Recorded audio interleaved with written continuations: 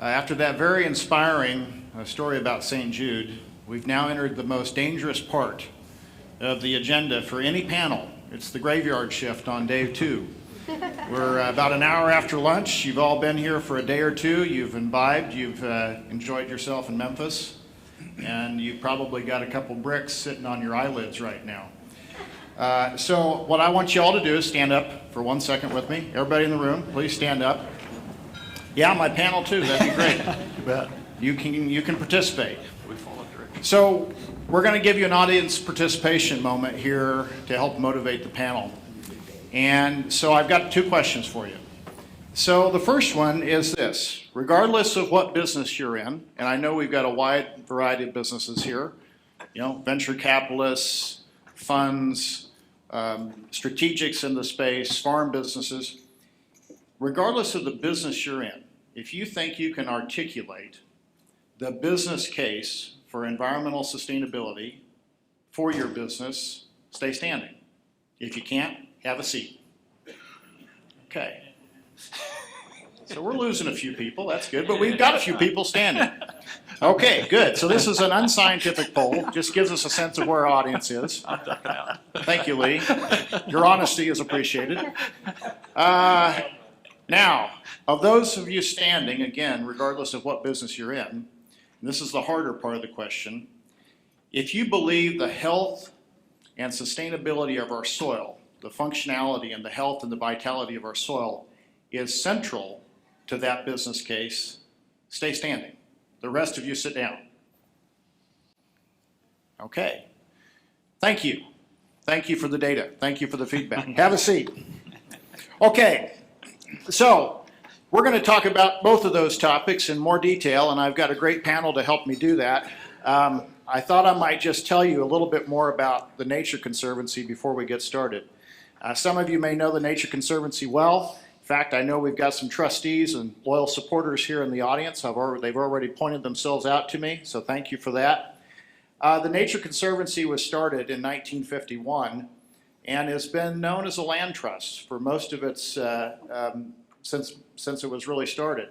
That's how a lot of people know the Nature Conservancy. Today, we have conserved over 120 million acres of precious land all around the world. We're very proud of that.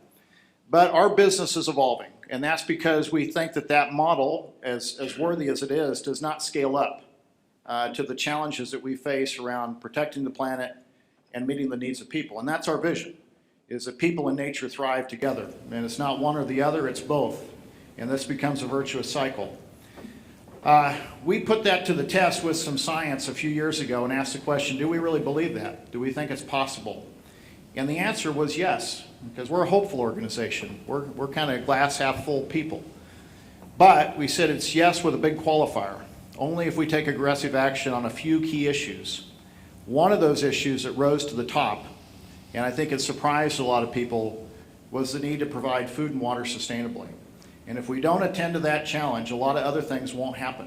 In other words, if we don't get agriculture right, a lot of the other things that we're working on don't matter as much. So that's the opportunity I get the privilege to lead at the Nature Conservancy, and so that's why it's central to our business case.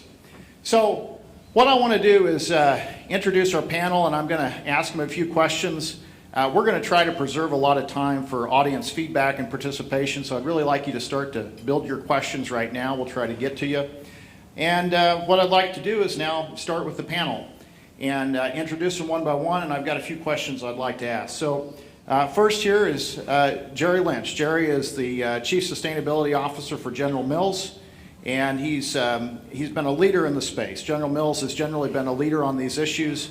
I think he's got a lot to bring. So Jerry, maybe I'd start by just asking you, sustainability defined for General Mills. What's the business case? What are your goals? Why is it important to you? Yeah, happy to. So we're a small food company based in the upper Midwest, and we sell everything from yogurt to pizza to breakfast cereal. We're in a lot of different categories. And the business case for us for sustainability is that we have been in business over 150 years. We intend to be in business another 150 years. And when we look out at the challenges that we see in farming communities and planetary systems, we're very concerned because we're inextricably linked to both of those. We are, after all, a food company. Mother Nature is our first supplier. And so we've been on this journey for about 10 years, and sustainability has meant trying to drive down our impacts to a sustainable level over time so that we can continue to thrive and that the planet, farming communities, and our consumers can continue to thrive. And it's been based on trying to drive risk out of our supply chain, first and foremost, and then when we find the right opportunities to communicate that work to consumers, to continue to build trust with them every day. And so over the last several years, with the Nature Conservancy's help, Michael and I've partnered a lot on this work. We've really gotten religion around the importance of soil in this work. And we're now moving from sustainable thinking to really aggressively scaling up regenerative agriculture in our thinking. So the difference, well, what's regenerative agriculture? It's agriculture that actually rebuilds or builds the capability of the planet and farming communities, very simply. If at a simple level, if you kind of take a step back, what's the opposite of regenerative? Well, it's degenerative, correct? And there are some forms of agriculture that are mining the planet, essentially. And then in between, there's that little narrow space, which is, okay, well, let's try and stop the bad stuff from happening at a certain point so we can at least continue forward. Agriculture is one of those amazing sectors where you can actually build, the way you do the business can actually build the health of the planet and farming communities. So we're aggressively moving in that direction. So Jerry, a couple of follow-up questions. The Center for Food Integrity in their most recent research called The Dangerous Disconnect showed that 80% of consumers, and this was polled last year, are moderately or strongly convinced that global warming and climate change is a major threat. And they're more concerned about it in 2018 than they were the last year. Now, you've been a leader coming out of Paris, a 2-degree company, so to speak. Talk to us about how you've evolved on this issue and how you interact with consumers about it, and then the link back to soil health. Yeah, you bet. We've been very aggressive in setting our goals. We have goals that apply to our full value chain, not just our operation. So we're trying to influence the full value chain all the way from seed to end of life with our products. And about 50% of the carbon footprint of that value chain is in agriculture. About 10% of it's within our 4 walls. So even if we did everything possible within our own 4 walls, that's not going to be enough for us to do this. And Michael and I were actually at COP21 and had helped to sponsor a group of American farmers to come and talk about the importance of a global climate treaty. And all of them were talking about the importance of soil health. And we looked at each other and said, there's something here we have to get after.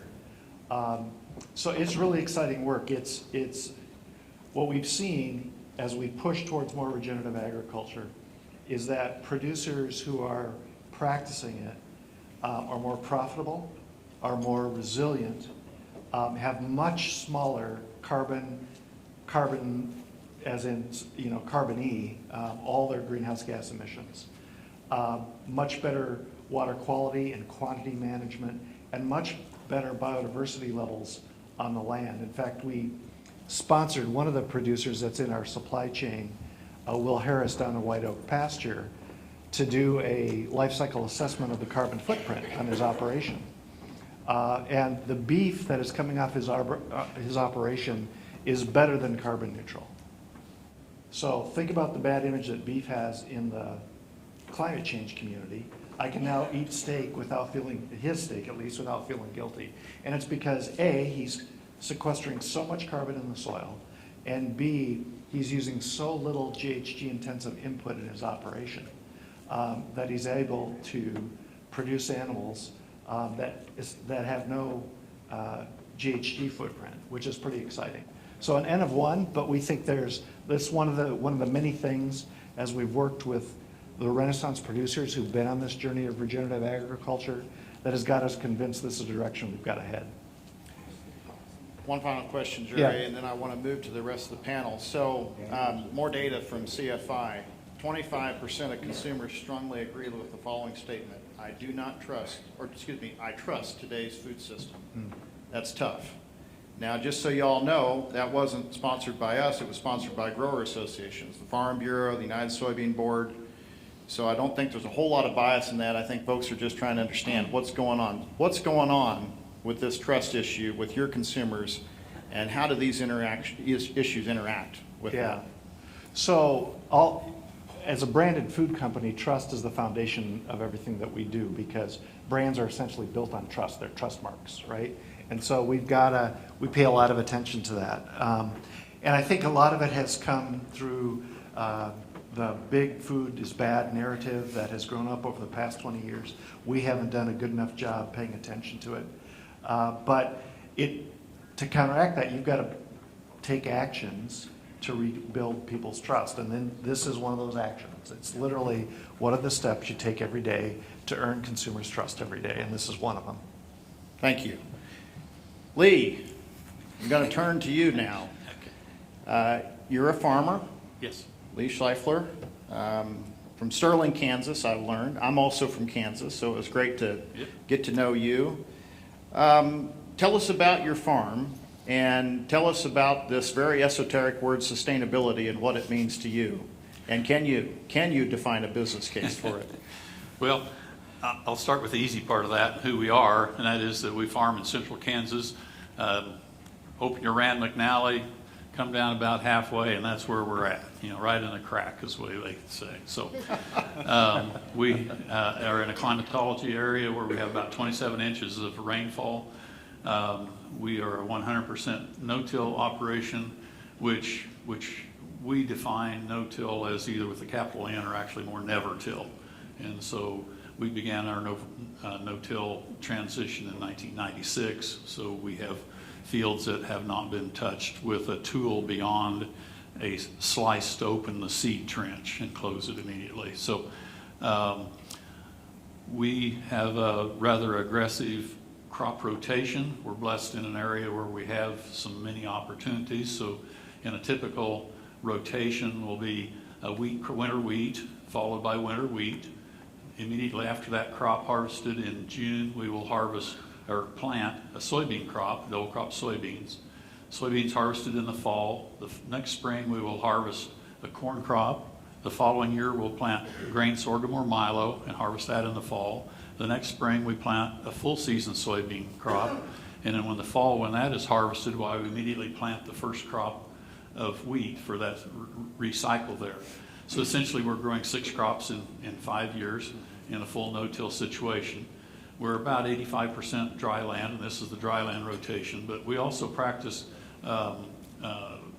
no-till farming on an irrigated basis, and irrigation in our community is center pivot irrigation from wells in the Arkansas, we call it, rather than Arkansas, alluvial. So we're in a rechargeable aquifer. And on our rotation there is we have 2 years of corn followed by a year of soybeans. We plant wheat in that soybean stubble, and when we harvest the wheat, we plant soybeans back. And then the following year, we're back into corn. So the sustainability question then, my first definition of sustainability is if I'm not able to be profitable and i.e. support my family and my farm, then I am not a sustainable producer. Now, how I am able to become sustainable in other definitions depends entirely on the definition. I will caution everybody that wants to get on the sustainability bandwagon that I would challenge anyone in this room that uses any fossil fuels in any form. They are probably not sustainable, because I don't know any place on the planet where we're creating oil or coal. And if you are burning any of that, I'd say you're pretty hard pressed to be sustainable. Within that framework, I think I'm sustainable as well. Right. And again, it's a definitional thing. So we like to think we are sustainable, though. Yeah. So you made a big move to no-till. You're committed to that. And as I've determined you're also pretty committed to variable rate nutrient management, so you're using data that way. Cover crops, little on the bubble, and you're also doing some really sophisticated on-farm research, right? Well, we think that we're doing meaningful farm research. Yeah. We belong to an organization, helped form the organization, Kansas Agriculture Research and Technology, CARTA. And that group promotes on-farm research and does some small funding of that. So most of those works have been more like a strip trial situation where we use our yield monitor, our GPS guided tractors and tools to record everything that we've done and then variably apply a different treatment to strips, harvest, take those to harvest and analyze that data.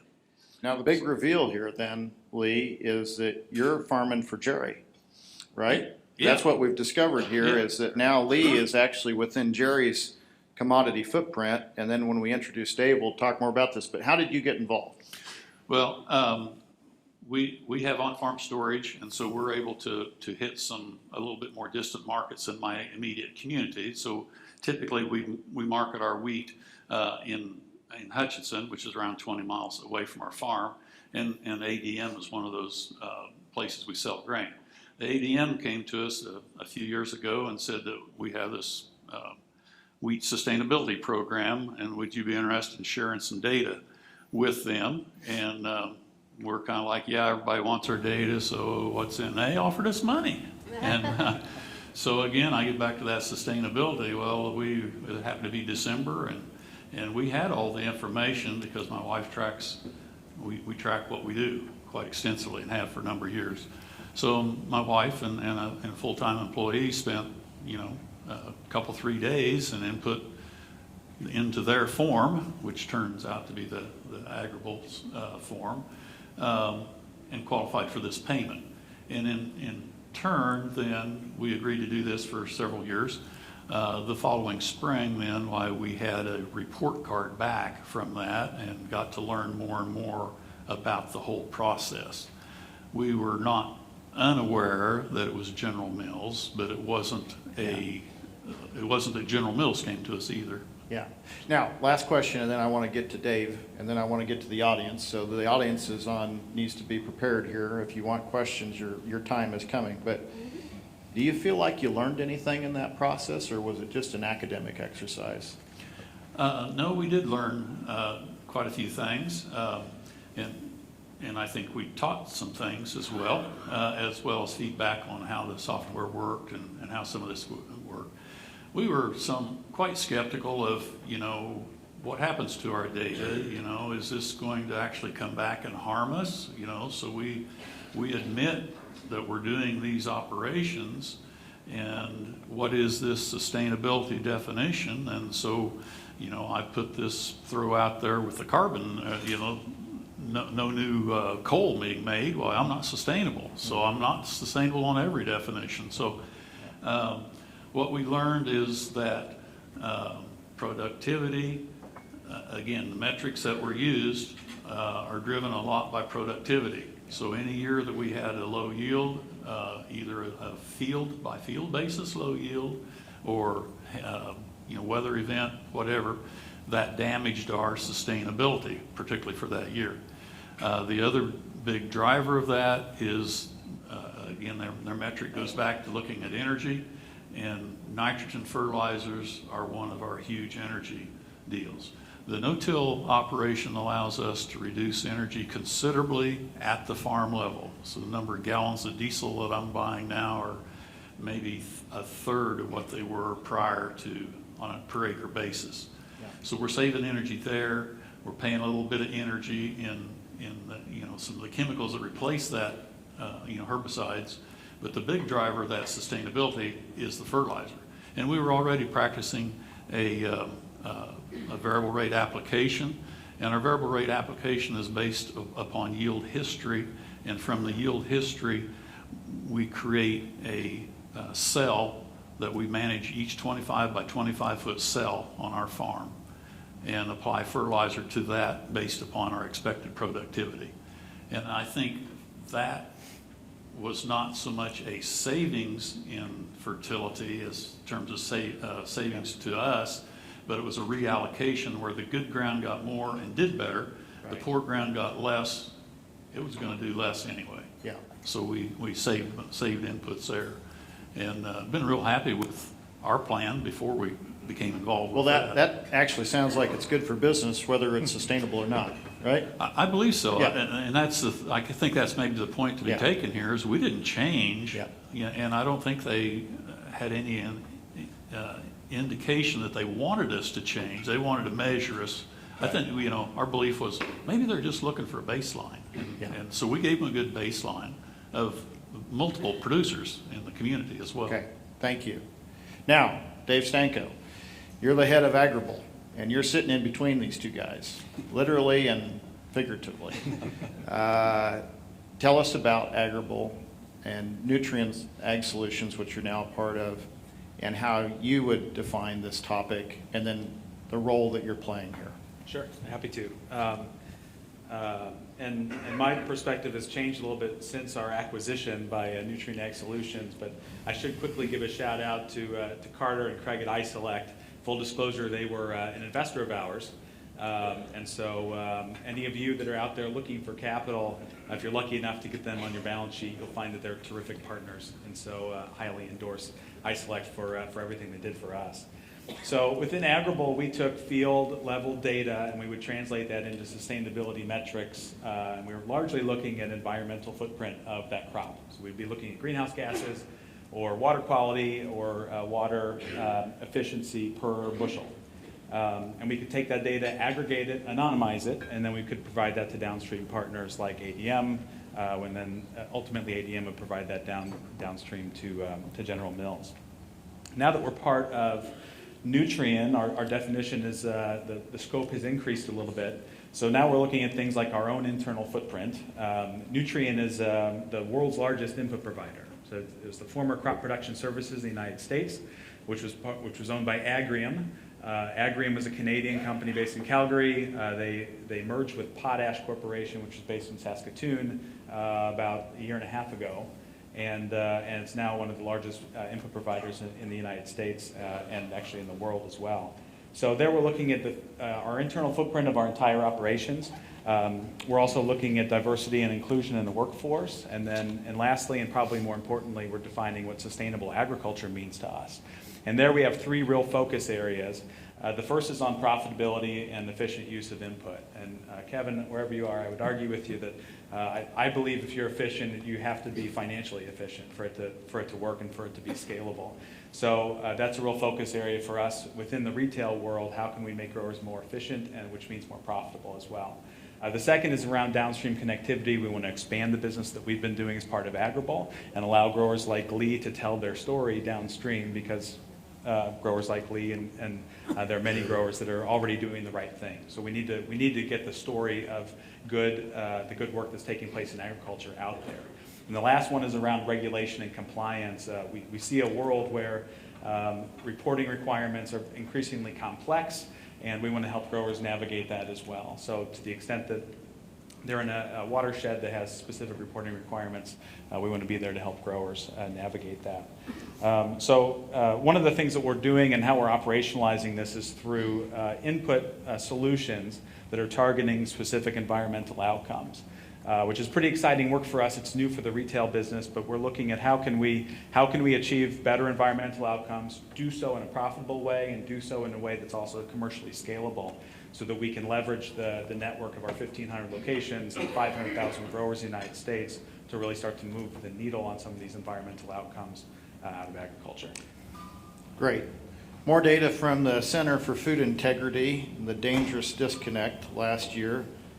30% of U.S. consumers strongly agree farmers take good care of the environment, down from 42% the year before, neither one of which is where we want to be.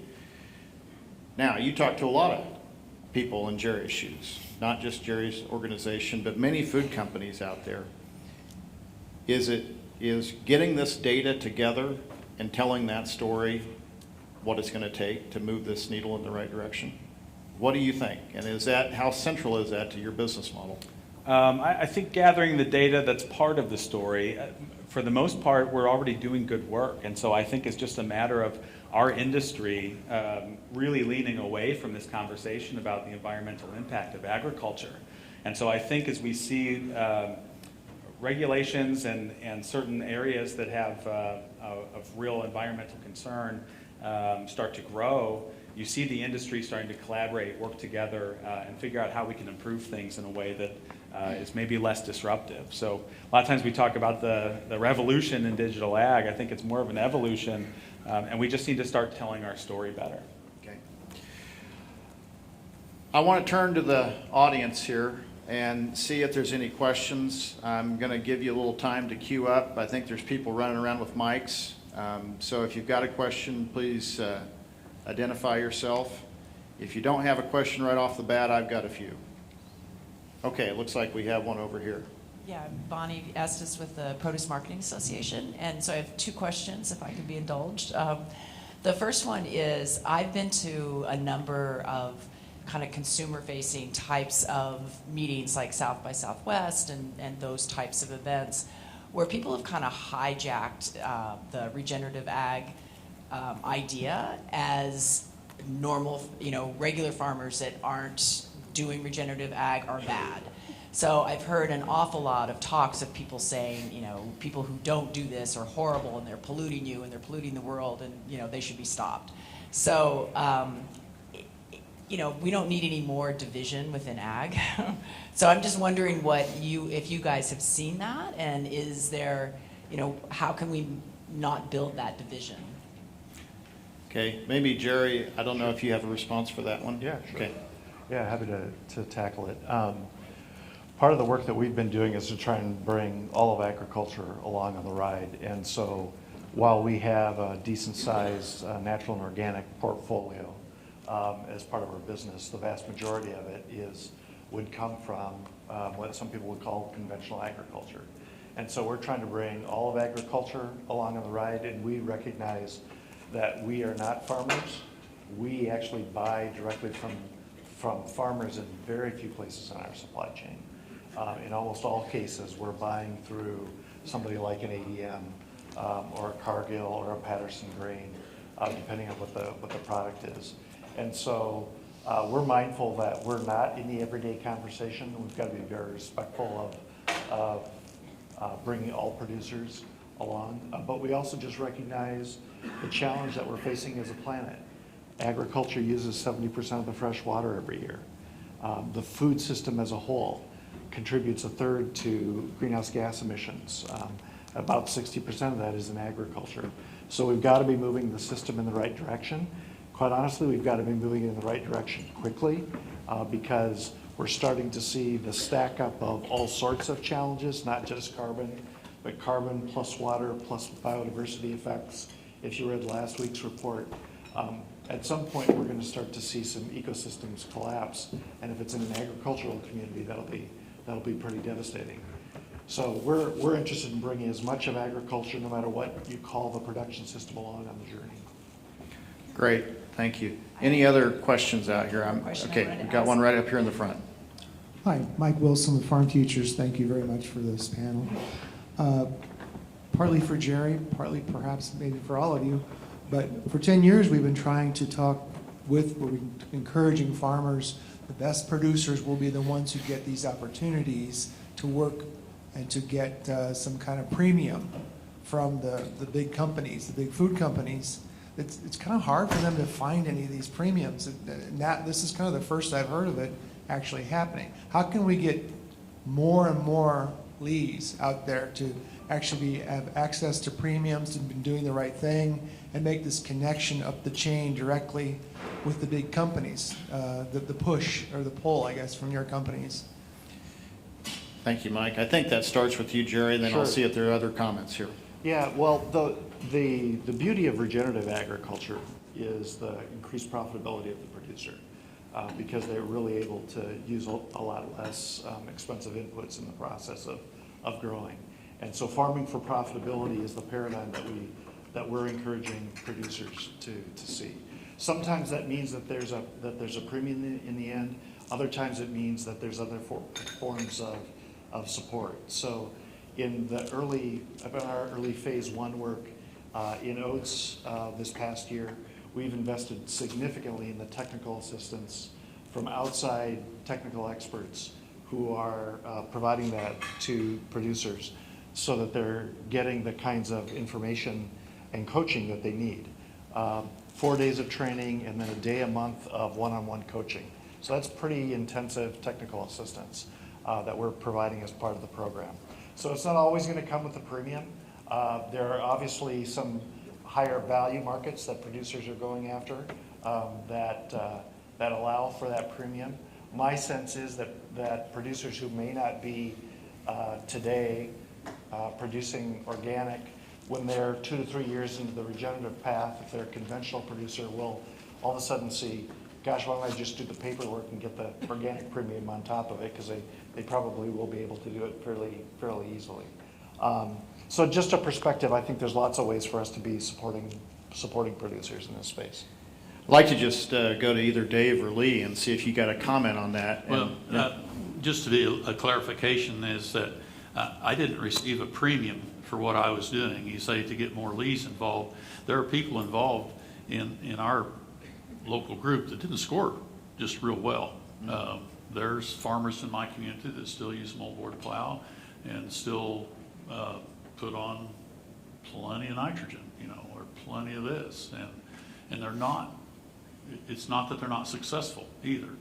And in terms of the risk of us going no-till, we made that decision independent of any premium offers or anything like that, and actually independent of any moral compunction, if you will. We did it as a business decision, and we made the decision to go. A lot of times you make that decision to go to no-till, you're substituting diesel fuel for Roundup. It was 1996.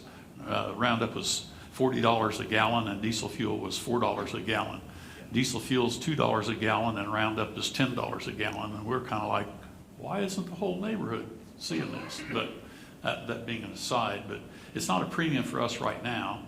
We would hope at some point in time, if we're ahead of the curve and if we're better than the crowd, maybe there'll be a premium for us or an opportunity. To put a point on this, Dave, back to Mike's point, is there a value shift going on here? You guys may sell less fertilizer, but are you finding other revenue sources, and do they balance?